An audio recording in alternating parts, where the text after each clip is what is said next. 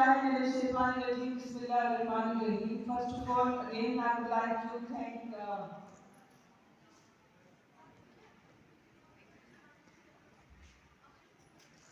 Islamia University, Bhavalpur, and of course,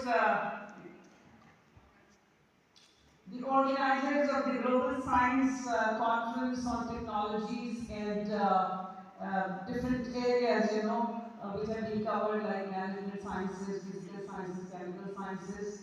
And this aim is to acknowledge that they considered Women University Sarawak to be one of the partners for this conference. We are always ready to help people organize events where scientists can meet each other, they can communicate with each other and tell what they are doing and what we can learn from them. So thank you very much, the organizers, for concluding and including Women University Sarawak as one of the partners. And we decided that during this conference there will be, physical sciences, chemical sciences, biological sciences. There's so many different disciplines which are involved, and so many different departments, and the whole university right now is busy in so many symposia. So this is the symposia. We decided that we are going to organize the National Symposia of Pakistan Society for Microbiology on one of the very current topic which is not ending and which will not end, it will continue to draw our attention.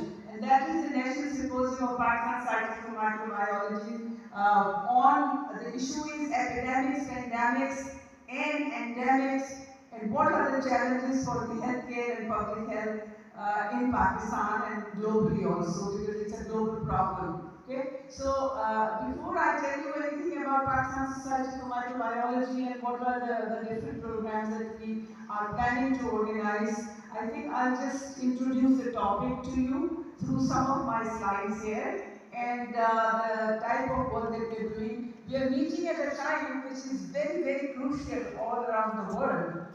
You all realize the kind of pictures we see on the channels these days of Turkey and Sham, what's happening there. More than 8 to 9,000 people have gone, and there are more than 60,000 people who are actually injured or, fighting for their life.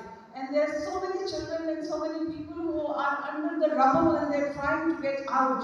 I was really moved by a picture that I saw this morning on internet where I see a dog sitting and a lady inside, उसका purse है और उसका हाथ है और उसके नीचे पैर हैं, and the dog is looking up, please do something for this. Even the animals are trying to help, but there are so many people under the rubble. So these pandemics and disasters are not going to go. These are natural calamities that we have to prepare ourselves for them. And we have gone through some very difficult time starting from 2005. So I'll talk about that today, that what we need to do. I think we are now in a better position to talk about controlling disasters, but still a lot needs to be done. So I think if I can see my slides, can you all see my slides? Okay, so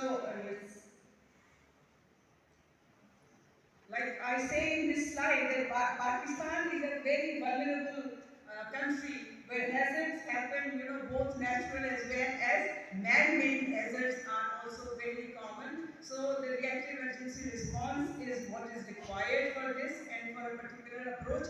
And we learned that through the disaster that we faced in 2005 earthquake, and we have learned a lot from there. So this earthquake in 2005 highlighted how much is needed to prepare ourselves for calamities, for disasters, for earthquakes, and all kinds of problems that one will face. And also, we learned a lot from Omicron, the coronavirus infection. We all learned a lot. I always say that whenever there is a disaster, it is also a blessing in disguise.